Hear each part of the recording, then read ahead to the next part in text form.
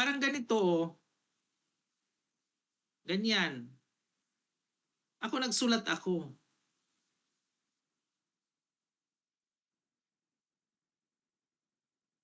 Okay, ulit tayo kasi this is very important. Especially during election. Kasi may nagrereklamo, 5th degree, ganon, 4th degree, ganon. Okay, ganito pag magbilang. Sulat mo kayo. Unang circle, P, parents. Below P, meron silang, gawa kayo ng pagganon. Si A, anak ng parents, si A at saka si B. Si A, isa lang ang anak. Si number 1. Si B, dalawa ang anak. Si number 2 at saka si number 3. Meaning, magka-level sila. Si 1, 2, 3, magfa-first cousins yan. Okay. Below number 1, meron siyang isang anak, si X. Below number 2, meron siyang isang anak, Y. Below number 3, meron siyang isang anak, si Z. Okay. Sinasabi natin na bago mag-take over ang state or the government, kinakailangan merong relative up to the 5th degree na tagapagmana ng isang property. O, namatay yung tao, meron siyang property, walang anak, wala na magulang, pero ang kailangan na relative is up to the 5th degree. Okay. Now, the question is, paano natin i-compute yung 5th degree? Okay. Let's say, si X in our illustration namatay. Sino ang pasok sa 5th degree? Pasok ba si Y at saka si Z? No. Because, pang ilan na? Pang-anim na linya. Bibilangin natin from X, akyat kay number 1. Isa. From number 1 to A, pangalawa. From A to the parents, pangatlo. From parents to B, pang-apat. So yung pang-5 ay aabot lang kay 2 at saka kay 3. Hindi na aabot doon sa second cousin niya, si Y at saka si Z. Nagets nyo? So meaning, hanggang 2 and 3 only ang pasok sa 5th degree, civil degree. Okay? Gets? I hope it is clear. I hope it is clear to everybody. Kasi during election, itong issue rin. Diba? Up to 4th degree, kinakailangan ganito ganyan. Hindi sabihin magkukontest siya. Hindi siya pwede maging mag-serve sa election. Kasi yung isang kandidato is a relative hanggang 4th degree. Pasok pa siya. Diba? Okay. Ganito mag-compute yung number of degrees.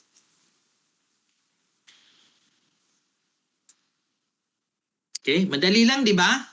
Basta babalik. Ang konsepto is babalik doon sa parents. Okay. Let us continue. Okay. Ito na yung right of representation. Representation is a right created by fiction of law, by virtue of which the representative is raised to the place and the degree of a person represented and acquires the rights which the latter would have if he were living or if he could have inherited. Okay, balik tayo doon sa okay, when representation applicable, incapacity or unworthiness, predeceased or disinheritance. Okay, balik tayo doon sa example natin. Okay. Yung parents, may dalawang anak, si A at saka si B. Tapos may anak si A, number 1, si B, number 2 at saka number 3. Tapos okay, hanggang doon na muna. Okay. Now, this is the story. Si parents, mayroong property, namatay. Okay. Both the husband and wife, namatay. Parents ni A at saka B, mayroong naiwang property. Okay. Sino ang tagapagmana? Si A at saka si B. However, namatay na si A. Okay. Ang survivors na lang dito na mga heirs, yung anak ni A, si number 1, tapos si B, at saka yung dalawang anak ni B, si number 2 at saka si number 3. Oh, paano ngayon? Mawawalan ba ng mana si number 1? Kasi namatay na yung parents niya, si A. Mawawalan ba ng mana? Yes or no? No, because he will be elevated by way of representation. He will represent doon sa, kung tatay man niya si A, doon sa tatay niya. Si number 1 now will represent A. So magka-level na ngayon si 1 at saka yung kapatid ng tatay niya na si B. So kung gagawa ng extrajudicial settlement, si A at saka si B, hindi mawawala ang mana ni A because it will be transmitted to number 1, so represented by number 1. Okay, let's say A, represented by his son number 1. Maaangat siya by representation. Ito ngayon ang sinasabi na konsepto ng representation. This is a right created by fiction of law, by virtue of which the representative is raised to the place and degree of the person represented. So, at dahil na iangat na siya doon kay A, yung karapatan ni A, yun na ang magiging karapatan ni number 1. Kasi nga, because of namatay predeceased. Unang namatay si A kaysa kay number 1. Diba? Okay. Ganon ang right of representation. Okay.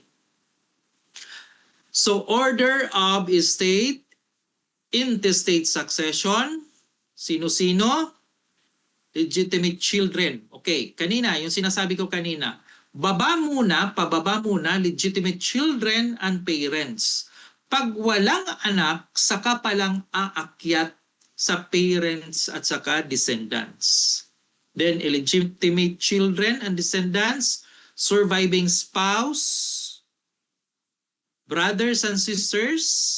Okay, kung wala na yung parents, walang illegitimate children, saka pa lang yung mga kapatid at saka pamangkin. Okay? Nauna na natin. Okay, other collateral relatives up to the 5th degree. Okay, na-discuss na natin paano mag-compute ng degree. Then ultimately, babalik yung property to the estate kung walang tagapagmana up to the 5th degree. Anong proceedings ang tawag dyan? Anong proceedings para bumalik sa estate? Hello? Escheat. Are you still there? Escheat State po. proceedings. State. Diba? Reverse.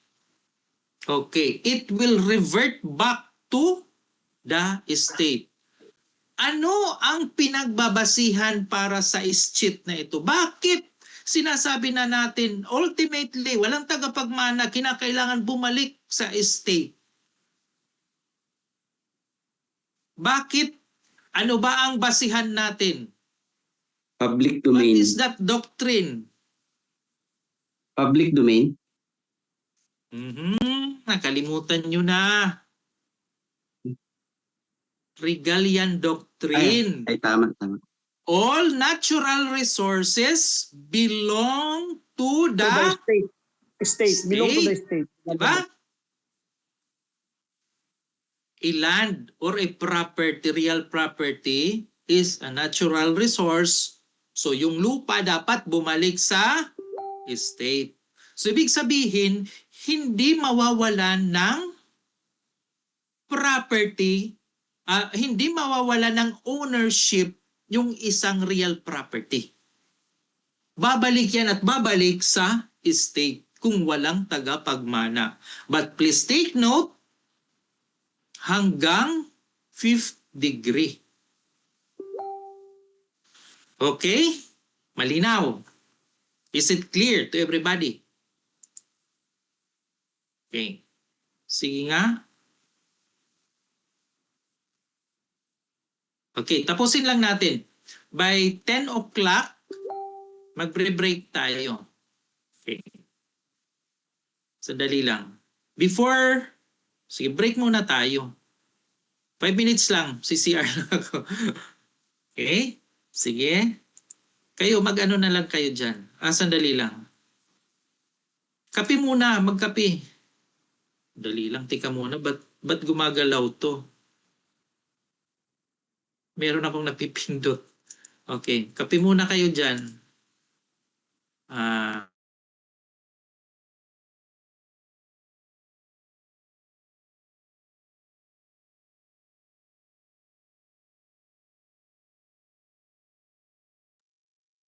5 minutes lang.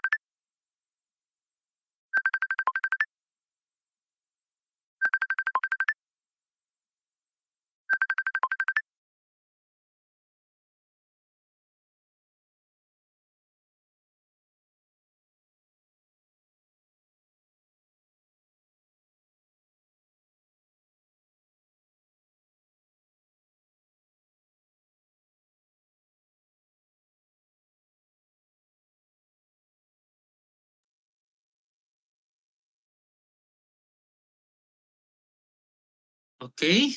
Let us continue our discussion.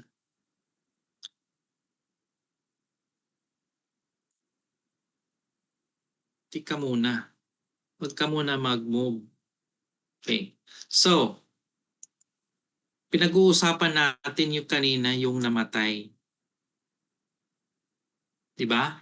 Walang problema kung merong will because that will shall dictate as to how the decedent will dispose his properties. So walang problema. Kinakailangan lang it must undergo a probate proceedings. Otherwise, pag hindi nag-undergo yan ng probate proceedings, the next procedure will not progress. Hindi pwedeng matuloy. Kasi after probate proceedings, anong kasunod? Sa mga nagproproseso dito ng transfer title. Anong kasunod after the probate proceedings? Saan dadalhin yung mga documents na yan? Hello? Are you still there? Walang idea? Saan? BIR. BIR. BIR.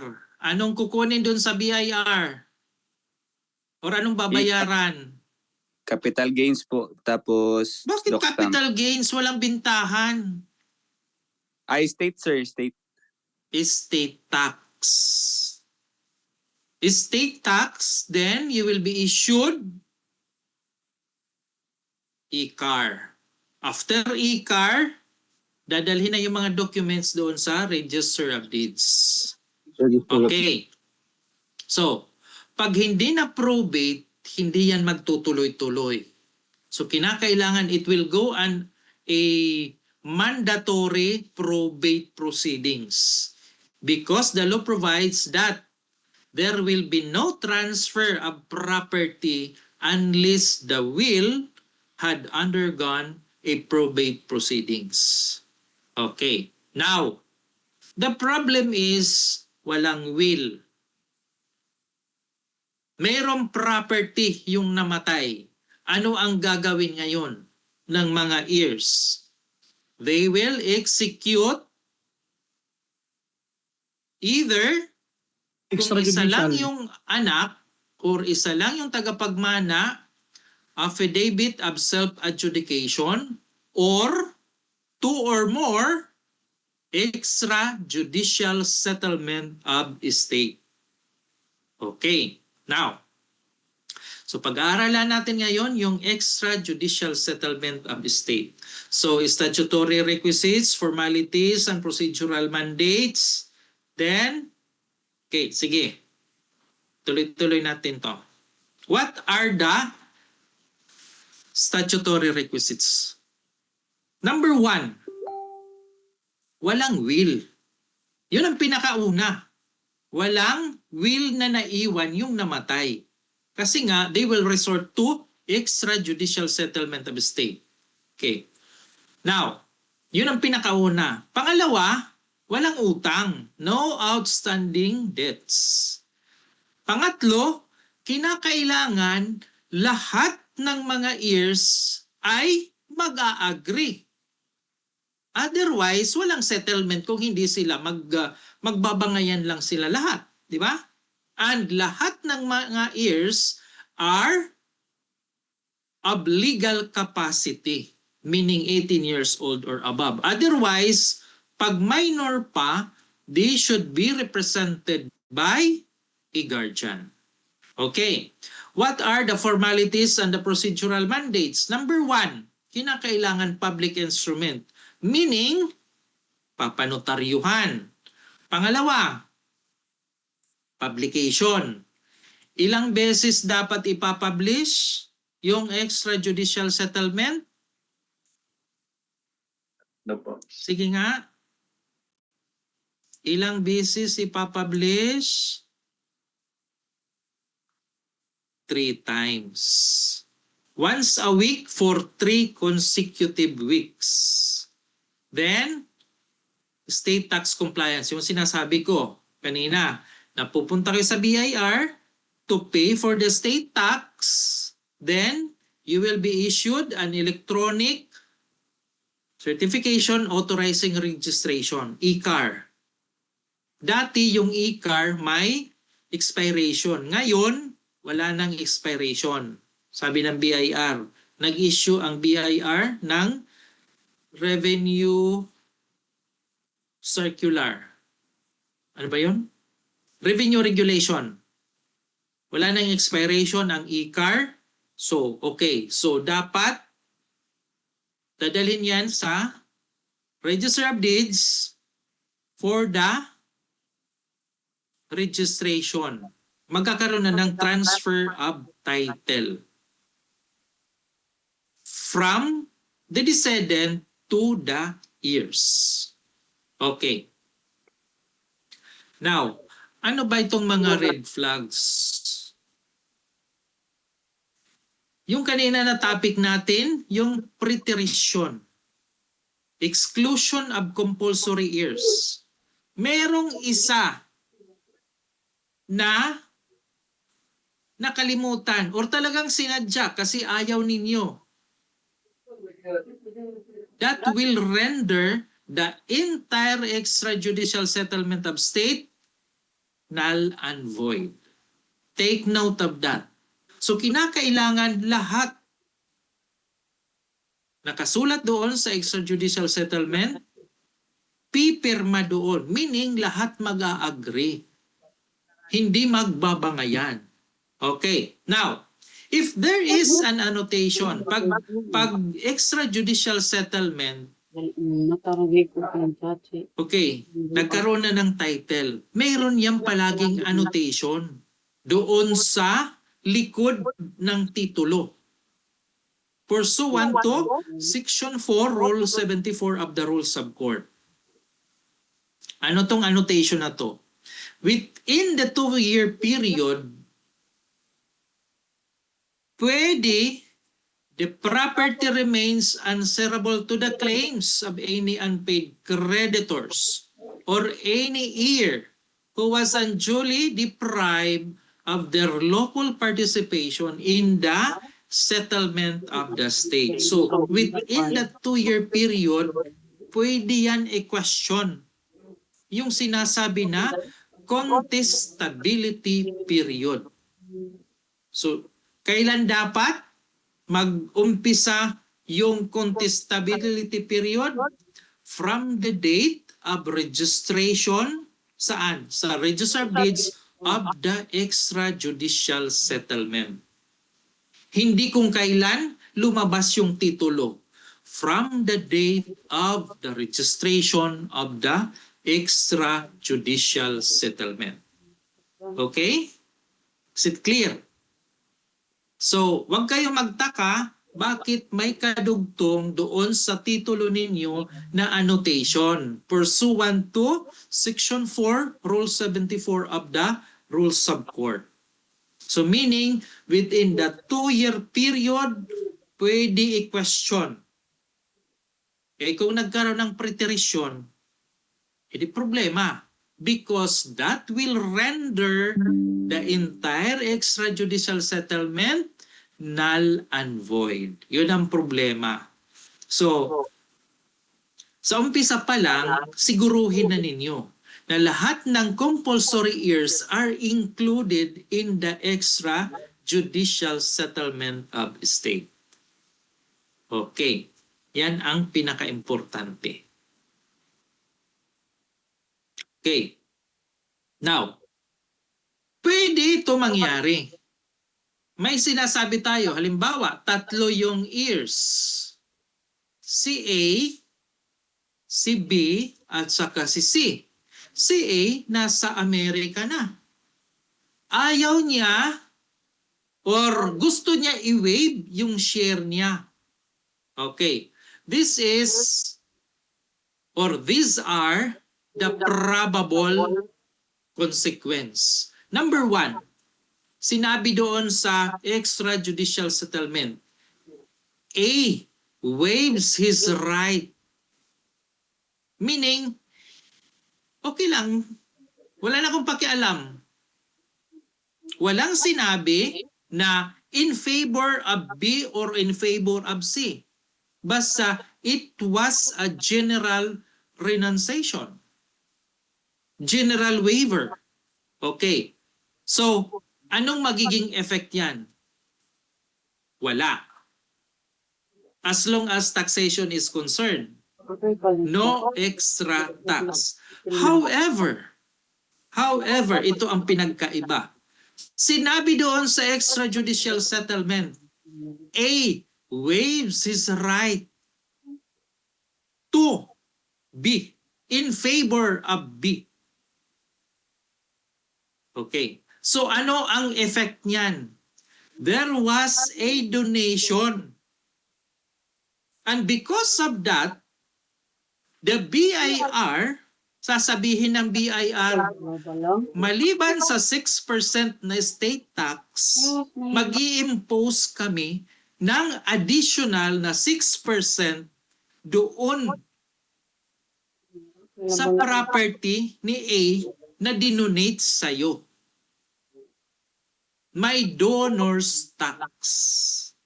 Okay. So dalawa na ngayon ang magiging babayaran. Estate tax and the donor's tax. Parehas 6%. Okay. Speaking of donor's tax, magkano ang standard deduction para sa donor's tax? Na free, hindi dapat patawan ng tax, donor's tax. Magkano? Hindi. 250, di ba? 150,000. Minus 250. 250. Hindi 125. 250. So, ang net property value ay dapat less 250. Yun ang papatawan ng donor's tax. So, maliban sa estate tax, on top of that, additional donor's tax because of the donation. Kasi, ang statement mo doon sa extrajudicial settlement was that A waives his right in favor of B or in favor of C. So there was a donation according to the BIR. Okay. To play safe, do not mention. Basta magwe-waive lang siya. So bahala na sila B at saka C magkagulo kung para kanino. Diba? Okay. So make it silent as to whom it is being in favor of whom, being donated impliedly. Diba? Silent lang para walang donor's tax. Otherwise, pag sinabi mo, you will specifically mention that A waives his right and it is in favor of B or in favor of C, okay, hindi magpapatalo ang BIR. Mayroong donor's tax. Another 60%. Okay. So kung magkano ang value ng property na yon, yung right na yon, minus 250, okay. So times 6%, okay. Kumita na naman ang BIR. Diba? So ganun lang yon. Okay. So take note of that. At least may idea na kayo paano kayo mag-advise. Tika muna. Hindi na gumagalaw. Okay. Sorry. Okay. Ano tayo dito sa exercise? Puli matatapos natin to. Mga 30 minutes siguro. Tapos na tayo. Okay. Don Mariano dies in 2024, leaving a 500 square meter commercial lot in Makati, covered by TCT number 12345. He is survived by his legitimate wife, Clara, and their two legitimate sons, Juan and Pedro. Juan wants to list the property for sale immediately to liquidate his share. who must sign the exclusive authority to sell for it to be completely valid and marketable. Sige nga, sino ang dapat pumirma doon sa authority?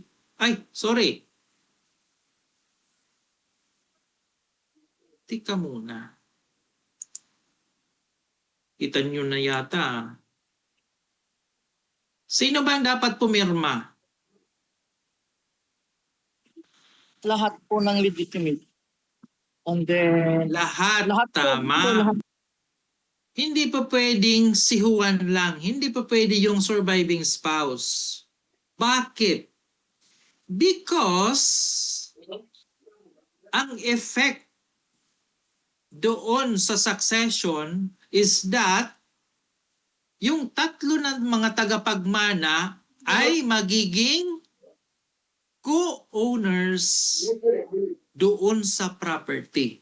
Now, if they are co-owners, lahat sila may karapatan doon sa property na yun. So lahat sila dapat pipirma doon sa authority to sell. Okay? Tingnan natin. Clara, Juan, and Pedro jointly as co-owners because under the civil code, the rights to succession are transmitted from the moment of death, making the heirs instant co-owners. However, while a co-owner may alienate his ideal share, pag sinabing ideal, hindi pa yan napipinpoint doon kung saan ang definite share niya. Kaya anywhere or any part of that property could be his share. Okay. An exclusive listing agreement to sell the entire property requires the unanimous consent of all co-owners, meaning Clara, Juan, and Pedro, since it affects the whole asset, the whole property.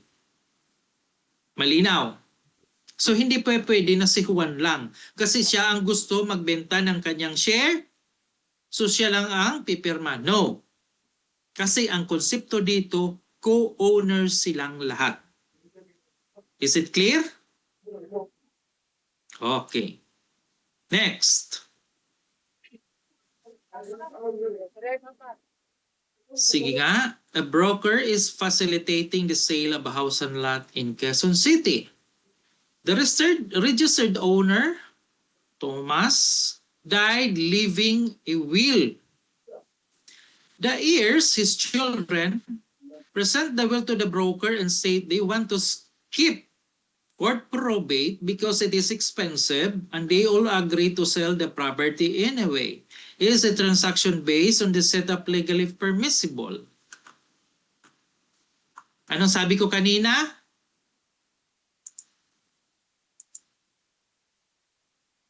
Is it legally permissible? No. Why? Because there can be no transfer of ownership without undergoing a probate proceedings if there is a will left by the decedent, the testator. Diba? Hindi pa pwedeng automatic matransfer yung property sa inyo porket merong last will na iniwan ng inyong ama or ina. Diba? Because there is a will, it must go a mandatory probate proceedings. Okay, take note of that. So pag nagkaroon kayo ng client na mag-i-insist na okay, skip na natin itong probate proceedings, no. Because it is a mandatory requirement by law. Sabi?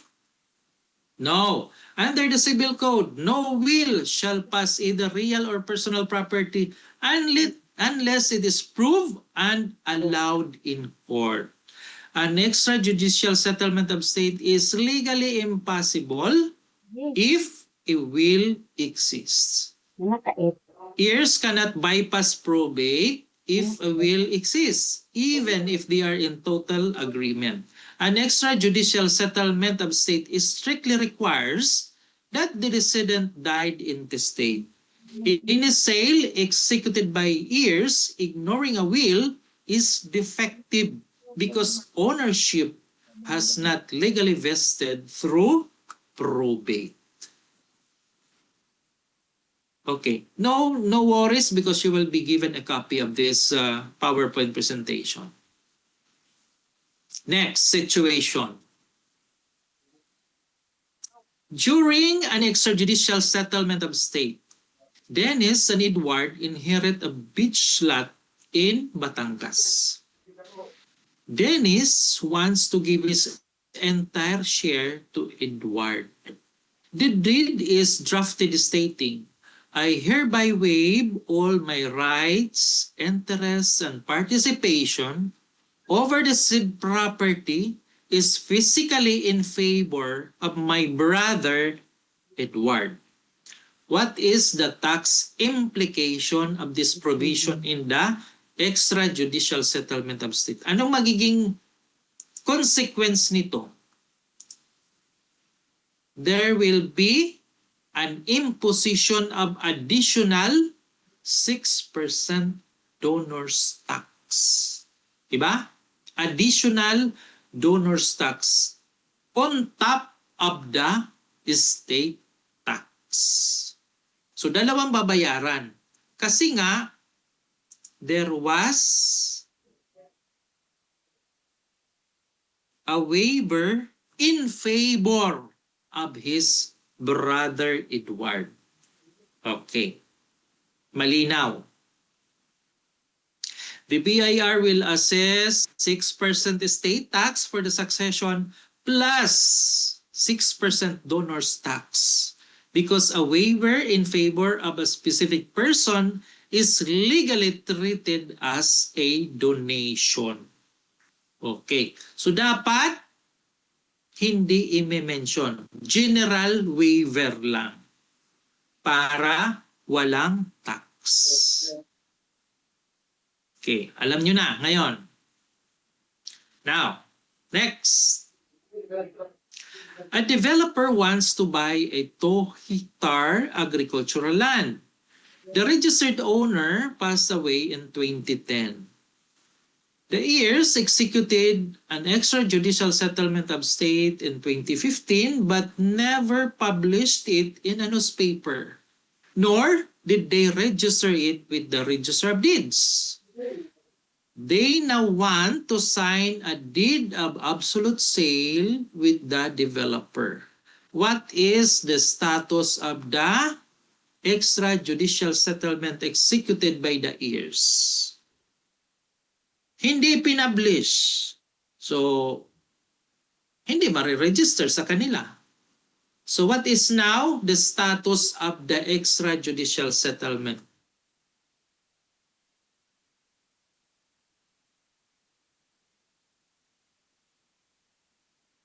Sige nga.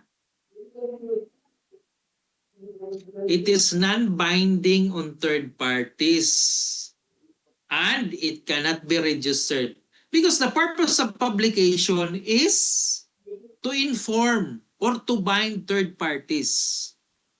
Diba?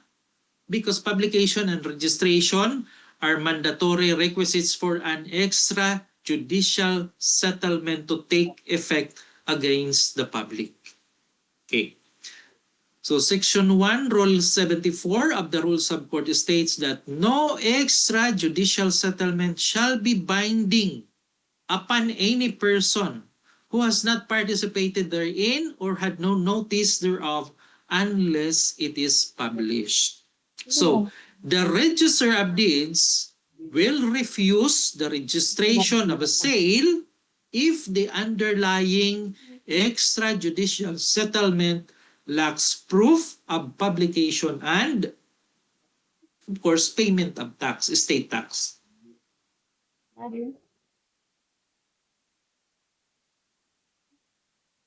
Kasi after the publication of the extrajudicial settlement, ang kasunod niyan, pupunta kayo sa BIR, magbabayad ng estate tax. Then after BIR, nabigyan na kayo ng e-car, saka pupunta na sa Register of Deeds. Okay. dapat kasama na doon yung deed of partition. Okay, kung lote yan, let's say 5 hectares, 5 kayo na magkakapatid, okay, di tigwa 1 hectare, assuming equal partition. So dapat naka-state na doon yung technical description. Meaning tapos na ipa-survey ng geodetic engineer. Meron ng partition na tigwa 1 hectare yung ear. Okay, so naka-state na doon yung technical description para pag nagkaroon ng panibagong title, it is already stated kung kanino mapupunta itong lot A, lot number 1, lot number 2, lot number 3, meron na kanya-kanyang technical description. Importante yung deed of partition. Okay. Alfonso died leaving a house and lot. He has no wife and children. His surviving relatives are his legitimate parents, Juan and Maria, and his brother Gilbert. Okay, ang tanong ngayon, who will inherit the house and lot? Sige nga, who will inherit the house and lot? Na muna, ano, masyadong excited. Sige na, pakisulat dito. Parents only. Excluding his brother. Because hindi pwede mag-concur, mag-coexist ang parents at saka yung brother niya. In the absence, only in the absence of his parents, saka palang papasok yung kapatid niya na pwede magmana. Okay? Ito yun. Juan and Maria, the parents, will get 100% jointly. Gilbert gets nothing. Why? Legitimate parents are secondary compulsory heirs. Under the rules of exclusion, the direct ascending line, the parents, completely excludes collateral relatives, meaning his brothers and sisters, in intestate succession. Gilbert will only inherit if Alfonso, kapatid niya, wala ng parents. Or walang anak. Diba? Descendants. Next. A broker discovers that the property being offered for sale was inherited by 3 children via an extrajudicial settlement of estate. However, a 4th child from a previous marriage was completely omitted from the document. Merong preterisyon. The 3 siblings tell the broker, anyway, the title is already under our names and it has been published. Okay, the question is, what is the legal risk to a prospective buyer? Risky ito. Okay. So, anong magiging risk dyan sa legal buyer? Anong mga pwedeng mangyari?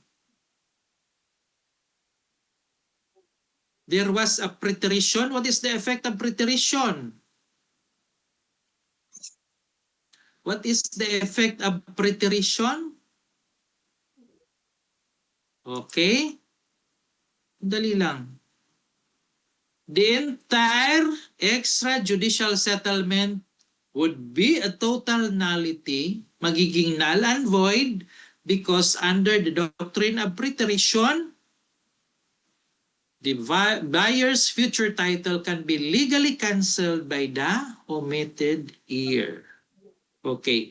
Publication does not validate an otherwise void contract. So there was a decision made by the Supreme Court and it was held that an extrajudicial settlement of estate executed without the knowledge or consent of all compulsory heirs is void ab initio, and it has no legal effect, making any subsequent transfer to a buyer risky and dangerous. Kamali pa tayo dito sa dangerous sa spelling, sorry. Okay, so yan ang risk. Kasi magiging total null and void yung extrajudicial settlement if there was a preterition. Okay, next. An appraiser is calculating the cost approach of a house that forms part of an estate. The owner died in January 2024. The heirs ask when the state tax return must be filed and paid to avoid penalties that could balloon into a tax lien against the property. So, ano ang mga period under the train law, the new train law? What is the prescriptive period for the payment of estate tax? Sige nga.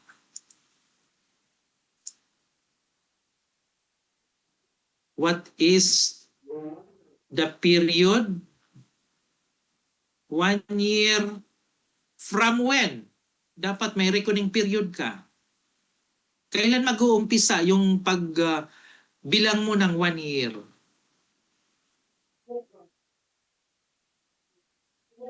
Execution ng extrajudicial. Sige nga. Yung 1 year from the date of death. Hindi sa execution ng extrajudicial settlement. Kaya nga, sabi ko kanina, the date of death is very important. Because from that moment, mag-uumpisa magbilang ang batas para sa filing ng estate tax. Okay. Within 1 year from the date of death. Okay, RA 10963 provides that the deadline of filing of the state tax return and the payment of the corresponding estate tax is within 1 year from the decedent's death. Failure to do so incurs a 25% surcharge plus interest. So, huwag niyong kakalimutan yan. Because that will have an impact as to the marketability of, kasi nga kung may utang yung property, hindi na babayaran yung estate tax plus surcharges at saka interest, aba, kung ibebenta mo yan, hindi yan naakuin ng buyer. Sabihin yan, i-clear nyo muna yung magkaroon muna kayo ng tax clearance. Otherwise, ibabawas ko yan, di ba? Di ba usually ganun ang arrangement? Okay, next. A naturalized American citizen of Filipino descent wants to sell a condominium unit in BGC that she inherited from her legitimate aunt who died without a will. The aunt had no children and surviving parents, but had 3 other siblings in Manila. Can the American citizen inherit by right of representation? Yes or no? Pwede ba ma-inherit? Bakit hindi? Bakit yes? Niloloko kayo ah. Bakit no? Bakit yes? Take note that the property involved is a condominium unit. Okay. Although may limit doon sa pag-acquire, pag-foreigner. But this time, take note, ang tanong is, can the American citizen inherit by right of representation? The answer is yes. Okay. Nephews and nieces can represent their deceased parents in the collateral line provided they concur with at least one uncle. So, nagko-concur siya, yung kanina na example natin, si Juan makaka-inherit maski namatay na yung father niya si A kasi mai-elevate yung status niya as a representative at saka magko-concur sila ng kapatid ng tatay niya si Vic. Di ba? Ganun ang sitwasyon. Okay. The right of representation takes place in the direct descending line infinitely and in the collateral line only in favor of children of the brothers or spouse. Meaning yung pinsan mo or pamangkin mo. Diba? When they survive with an uncle. Furthermore, former natural-born Filipinos can inherit private lands through succession, hereditary succession. But this time, take note that the property involved is hindi naman lupa, condominium unit. Diba? Okay. So, nalito agad kayo. What is being prohibited is the ownership of a land. Pero kung by hereditary succession, pwede yan. Don Vicente left a will allocating a 1,000 square meters commercial land in Cebu City entirely to his long-time golf buddy, completely omitting his only legitimate daughter, Ana. Mas pinaburan pa yung long-time golf buddy niya. Diba? Okay. What legal concepts protects Anna's rights to the property and what happens to the land? Sige nga. Ano ang kinoconsider natin dito? Anybody? Sige nga. Pakisulat dito sa chat box.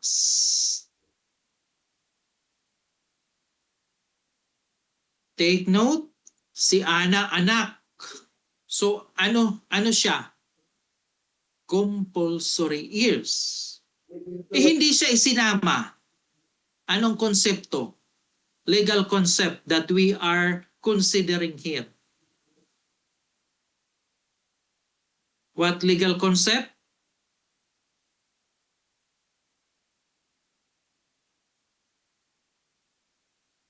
Preterition. Diba? Compulsory heirs. Heir. Isa lang naman. Si Ana lang naman. Kamuna. Ba't di na ito gumalaw? Sandali lang. Okay. The principle of legitim. Diba? Si Ana is a compulsory heir. Hindi siya pwedeng mawalan because he is protected by her legitim. Diba? So, hindi pwede ma-preterited siya. Diba? Dahil compulsory heir siya, sabi ng batas, meron siya dapat legitim. The testamentary disposition to a friend is inofficious, meaning sumobra, to the extent that it impairs Anna's legitim, allowing her to legally claim her rightful share. Okay.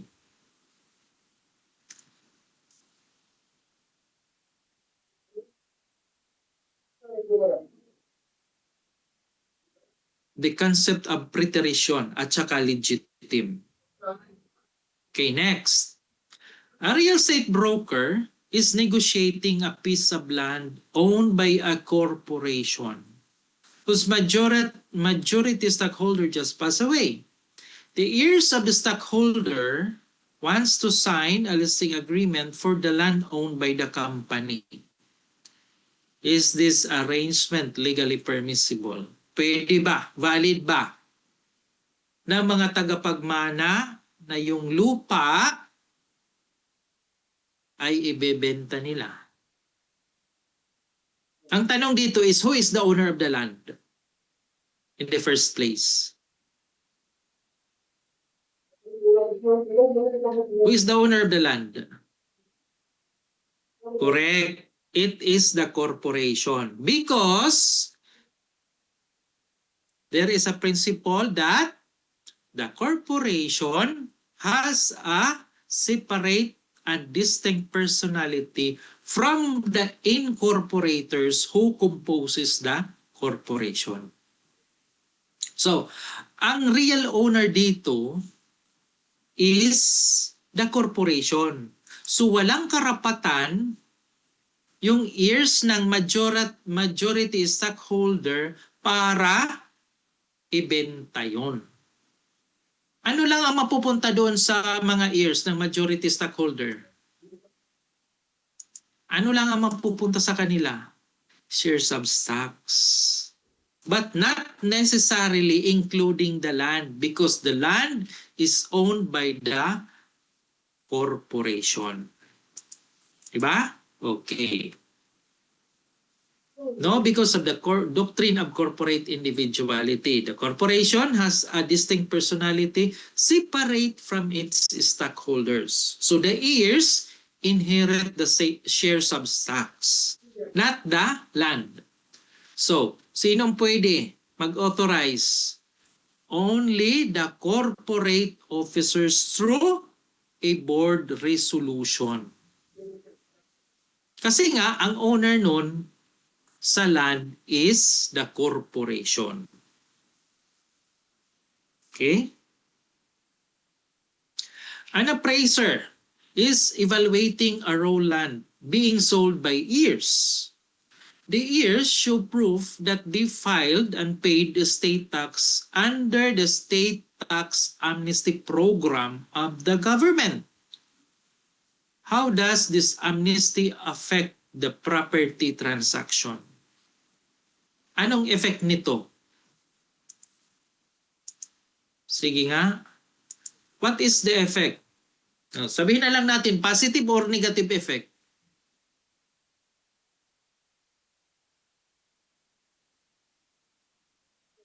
Positive or negative effect?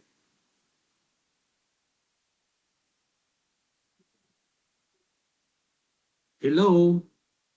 Are you still there?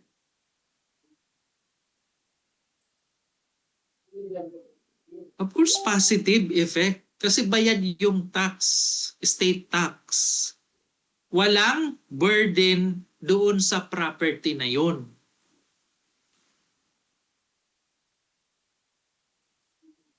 Clean title, kumbaga. Diba? Usually, yan ang term. Sorry.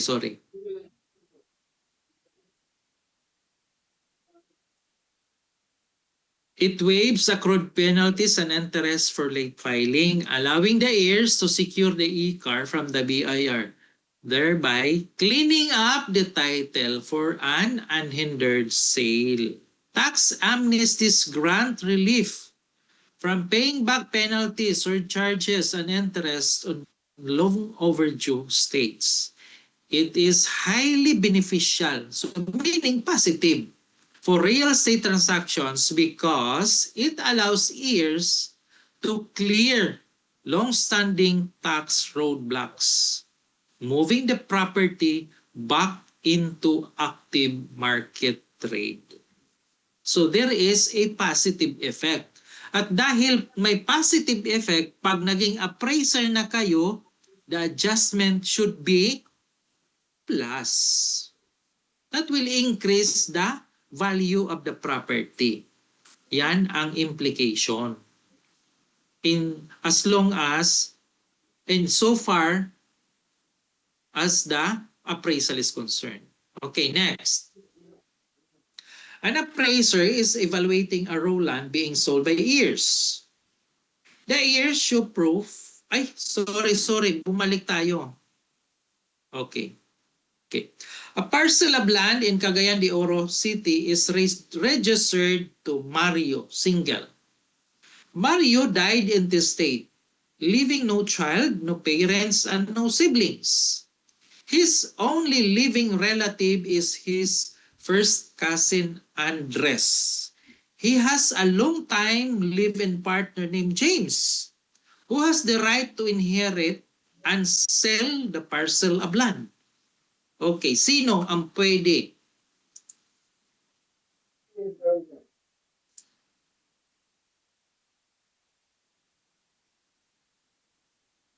Pasok ba ang first cousin doon sa fifth degree? Yes, kasi ang first cousin is within the fourth degree. How about yung kinakasama niya? May karapatan ba?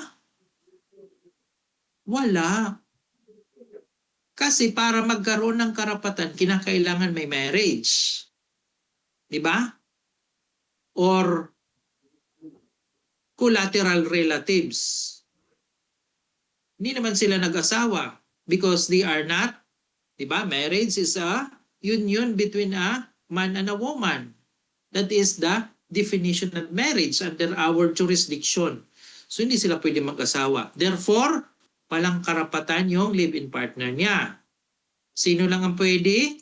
Yung first cousin niya kasi pasok siya sa fifth degree. Ang first cousin ay within the fourth degree. Si Andres lang. Intestate succession extends up to the fifth degree of collateral relatives. So first cousins are within the fourth degree. So which excludes non-legal partners. A common law or live-in partner has no successional rights in intestate inheritance regardless of length of cohabitation. Succession rights require a valid marriage. So, kinakailangan may valid marriage. Or kung sabihin man natin, invalid marriage para sa mga non-marital, pero there was a marriage. Dahil naging anak siya. Diba? Although, hindi lang ikinasal. Because there was a legal impediment.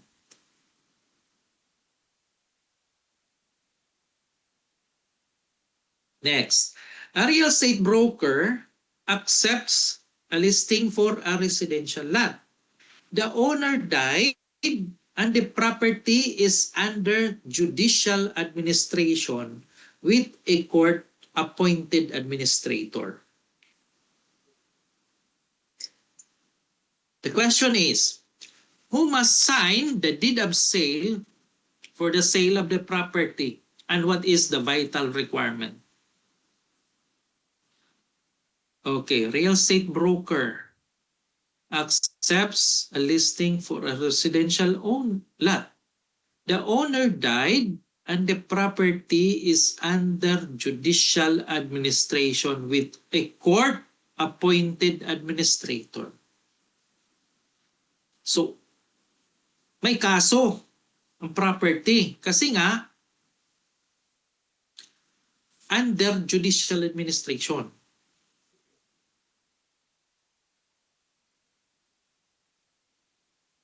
Okay, who will sign? And not necessarily merong kaso. Kasi under judicial administration lang naman. Hindi litigation. Okay, ito yon.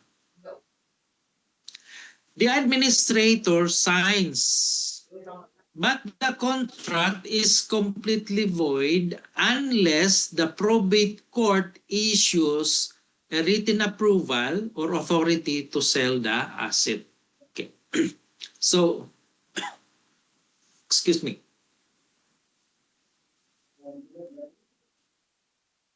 When an estate is under judicial administration, the property is under the custody of the law.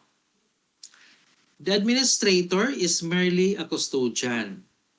Any sale, mortgage, or disposition of real property under administration requires an application, notice to heirs, and express written approval or order from the probate court.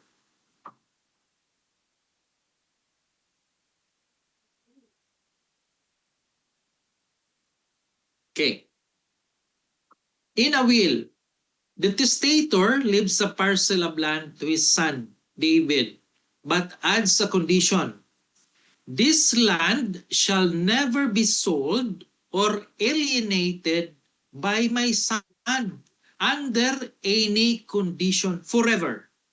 So what is the status of this non-alienation clause?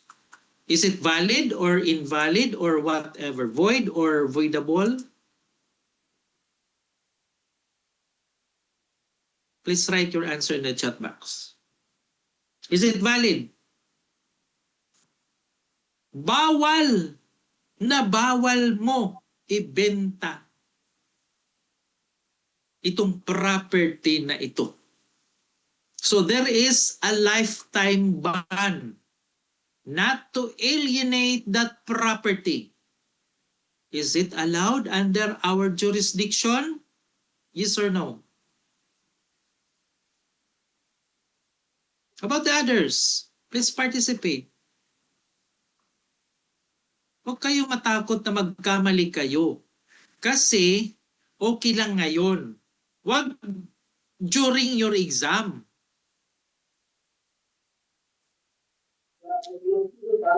Okay, let us reveal the answer.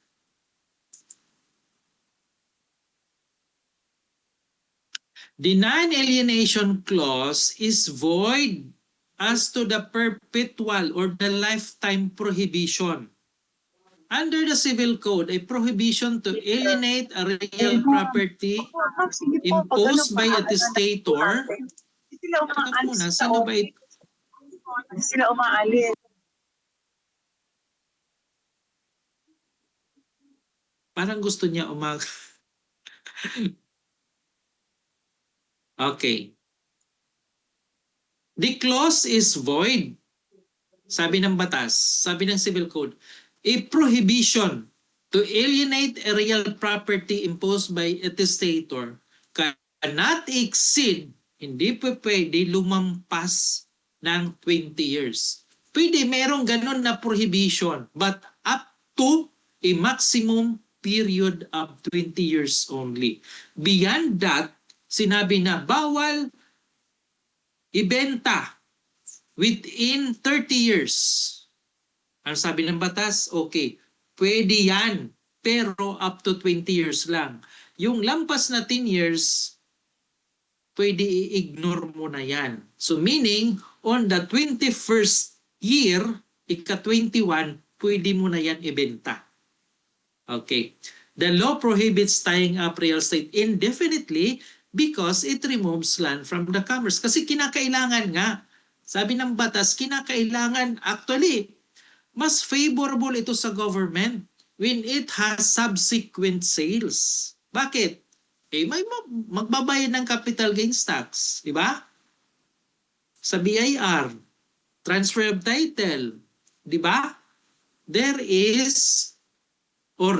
are multiple effects to the government paying of taxes or transfer fees, di ba? Okay. A testator can forbid an heir from selling inherited land, but that restriction is legally clipped to a maximum of 20 years. Sabi ko kanina, on the 21st year, wala nang restriction. Take note of that. Diba? Okay. So that ends my discussion for today. So stop sharing na. Okay. May nakalimutan ako. Okay. Sige. I will give you a problem. Up to 11 na lang tayo. Ano natin? I-maximize natin. Okay. Up to 11. We still have 10 minutes more. The given is, the state is 20 million. Pag-isulat sa papel. 20 million. Okay. Ang naiiwan ng decedent. Sabi doon sa will, ang mga tagapagmana ay yung wife. Okay, pangalanan natin ang wife na si Alma. Tapos yung dalawang anak, si Berto at saka si Carlo. So ABC ang tagapagmana. Yung property is 20 million. May naiwan na will. Okay. Paano ito ang magiging distribution? Halimbawa, walang sinabi. Paano ang magiging distribution nito? Sige nga. May will ha, may will. Testamentary succession. Pero hindi sinabi.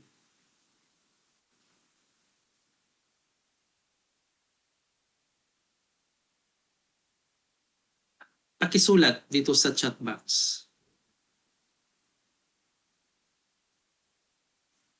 Paano ang magiging sharing? Magkano ang mapupunta kay Alma?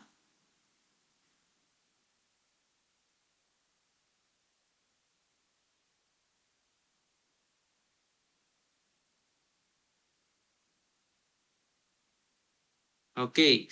Please take note. Sa testamentary succession, meron tayong sinasabi na free portion. Wala yan sa intestate. Walang free portion. Yung free portion na yon, pwede kahit sino. Yun ang intended for device C. Kasi hindi. Legacy. Kasi pera to. Real property. Okay. So, ganito yon. Si Alma, okay, yung kalahati mapupunta sa anak. 10M mapupunta sa dalawang anak. Meaning, tig 5M sila. Okay. Ano ang rule para sa asawa or the surviving spouse? Yung surviving spouse, yung share niya is equal to 1 share ng isang anak. Meaning, 5M.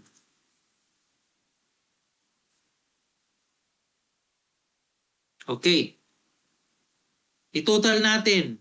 5M kay Alma, 5M kay B, Berto, 5M kay C, Carlo. Magkano? 15M pa lang. Hindi pa? Total to 20. Paano yung 5M? Yun ang sinasabi na free portion. Free portion. Magkakaroon lang ng free portion pag testate succession. Take note of that. Kasi pwede yan, yung free portion na yon, pwede yan i-donate. Let's say letter D. Sinong D? Dennis. Sige, Dennis. E. Edgar. Okay. So, kumpleto na tayo. A, B, C, D, E. Okay. Sabihin natin, yung testator, pwede sabihin 2.5M kay Dennis, 2.5M kay Edgar. Okay. Without violating na magiging inofficious donation. Okay. Yun ang, I am just trying to illustrate what is an inofficious donation. Okay. Now, let's say, ang didonate niya ay 3M kay Edgar,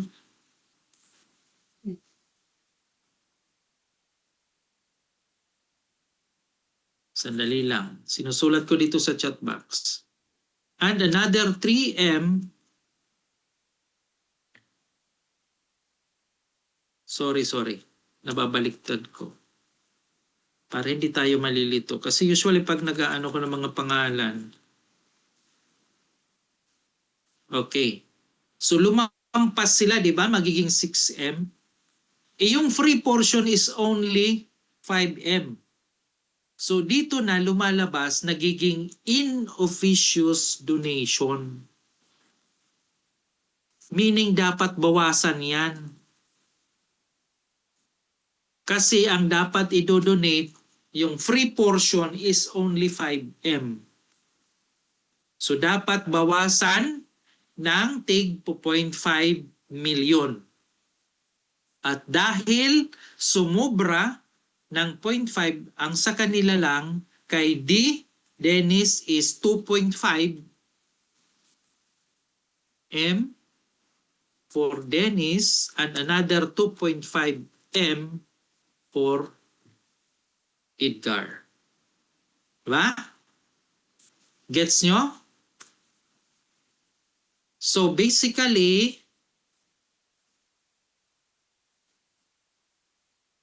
take note of the principles.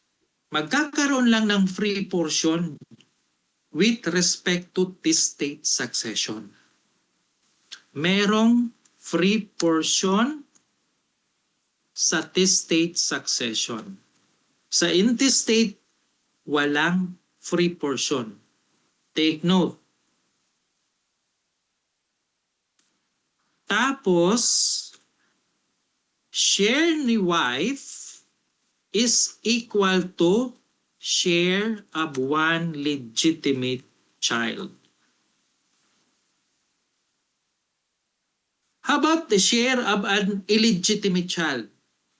The share of an illegitimate child is equal to 1/2 of the share of a legitimate or a marital child. Take note of that. Hindi magkaparehas ang share ni legitimate child at saka ni illegitimate child or the non-marital child. Is it clear? Paki-thumbs up. Malinaw. Share ni wife is equivalent to one share of a child. Yung isang anak. Kapantay yan doon sa share ng isang anak.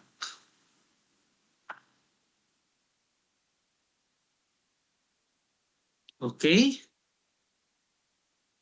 Are there any other clarifications?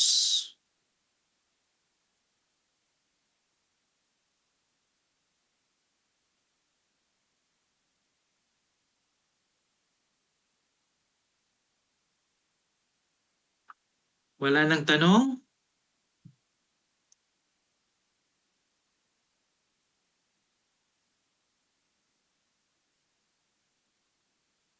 Okay, Sir Manny. Hello sir, good Pakita mo naman morning. ang video mo para makita ko yung makilala kita maski man lang online. Wait lang sir, Okay, magdamit please go lang ako. ahead. Please go ahead. Sir, itanong ko lang. Halimbawa, hindi may anak sa una yung disease, tapos may anak din sa pangalawa, tapos pareho Sino siyang ba ang hindi legal? Saan ba siya legally married? wala sir, pero may anak siya pareha sa dalawang babae. Paano yung pagka namatay na siya? Hindi parehas sila. Di May ba illegitimate parehas yung anak niya doon sa dalawang babae? Paano yung sa mana po? parang si Dolphy lang ah. Hindi parehas sila illegitimate child. Paano po yung share? Actually doon sa dalawang yon, as long as it was properly acknowledged, parehas sila may share. Maghahati lang sila. Walang problema doon. Equal sharing po. Magiging ganon. Equal sharing. Ay parehas po silang illegitimate kumbaga. Hindi naman ikaw ito. Ako po. Sorry.